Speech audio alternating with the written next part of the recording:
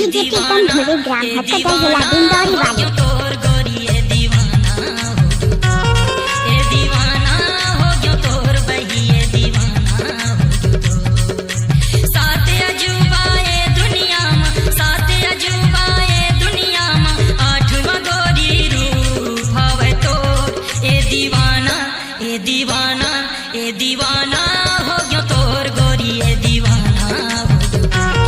ए दीवाना हो गयो तोर बही ए दीवाना हो गयो।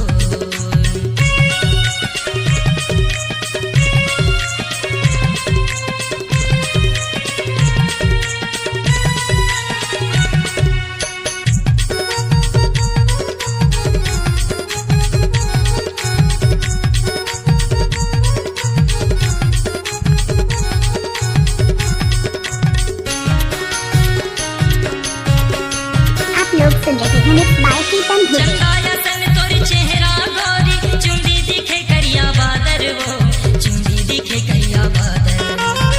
मन हकई थे मैं बन जाती हूँ तोर नैना के काजर वो, तोर नैना के काजर। नाचने वाली लड़की तो दम नहीं, डीजे वाले तो क्या करेंगे, चलो नाचो बजा रहा है प्रीतम कुमार। चंदाया सन तोर चेहरा गोरी, चुंदी दिखे करिया बादर वो, चुंदी दिखे करिया बादर। मन हकई थे मैं बन जाती हूँ तोर नैना के काजर वो, तोर नैना के काजर।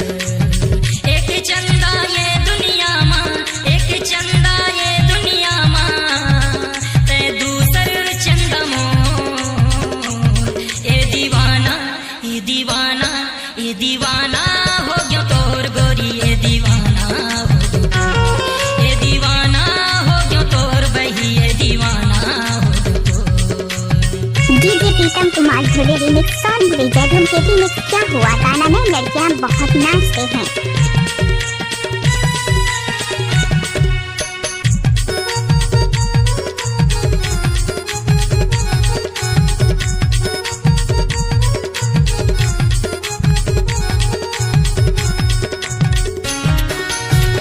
डीजे प्रीतम धुरे ग्राम हटकटा जिला डिंडौरी वाले। बिजली सही चमकत है गोरी, तोर माथे के बिंदिया वो, तोर माथे के बिंदिया। तोर गोरी गाल के दिल उड़ा ले गे मोर निंदिया रे, उड़ा ले गे मोर निंदिया। आप लोग सुन रहे हैं मिक्स बाय प्रीतम बिजली धुरे। सही चमकत है गोरी, तोर माथे के बिंदिया रे, तोर माथे के बिंदिया। तोर गोरी गाल के दिल उड़ा ले गे मोर निंदिया वो, उड़ा ले गे मोर निंदिया।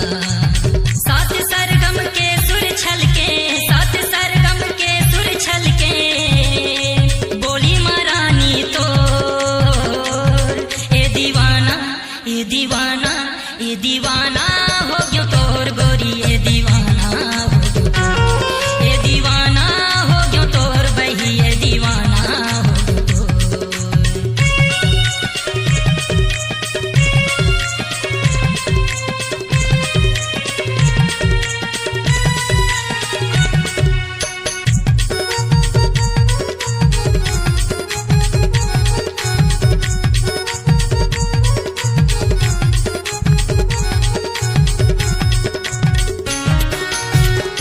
डीजे प्रीतम धुरे ग्राम हटकटा जिला डिंडौरी वाले।